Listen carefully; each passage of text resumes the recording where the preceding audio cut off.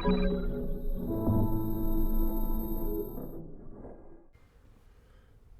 December 9th, 2020. Hope this year hurries up and ends. Let's talk quickly about what we should be paying attention to with this whole Fireye incident. So, Fireye had a compromise. The CEO, the leadership there, did exactly what we tell people, the community tells people they should be doing. When you have a compromise, you're open about it, you let people know, you advise customers, you work to remediate, you track, you train, you practice, you get better.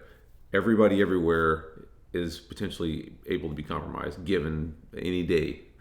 Doesn't matter who you are, how good you are, how hard up your system is, how defended it is, whatever. DoD, big government, mega provider, all that it is required is for an organization, and in this case it was an APT, which was dedicated and focused and took its time and did what they do, work to get into that environment. Anybody, anywhere is a potential victim of this type of attack. Period, point blank, end of story. The community and those of us around it shouldn't be beating these folks up because they got compromised. They did the right thing. They have released remediation for the tools that were stolen. If you haven't looked at that, go look at it. There's actually some pretty slick stuff in there. If you're not familiar with some of the tools that they use, like the Commando VM and some of their things that they do within Kali and those other instances, go check those out too.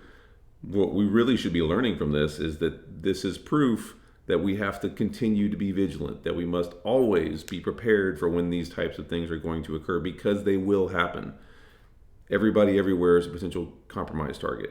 I doubt that in this case it was just somebody, doing the dumb thing of, oh, here's a kitty picture from Aunt Sally, click, click, click, and download. We'll find out as more of that comes on and comes out. I don't think that that's where we're at right now. But what we really should be taking away from this, in my opinion, is that Mandiant has done the right thing. Fireye has done the right thing. They found out about it. They didn't try and hide it. They didn't try and cover it up. They've done the right things. They've responded to the right law enforcement agencies, and they've released remediations for the things that are out there that they know about, that they can try and work around and help the organizations that have those tools and are probably going to be further targets, to get better. Everybody, everywhere. This can happen to anybody, anytime. You can't beat an entity that wants to get at you this bad. It's just a given, especially when you have big government clients that they want to get at on the far end.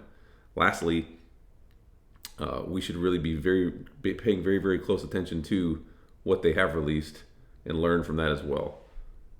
The better we know what has been stolen, just like with Eternal Blue and Blue Keep and all those other things that were stolen from the NSA, the better we know what we need to defend against in the future.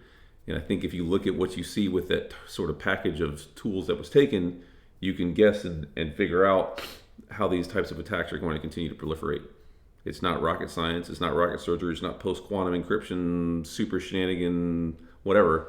It's the same stuff that we've talked about for a long, long time.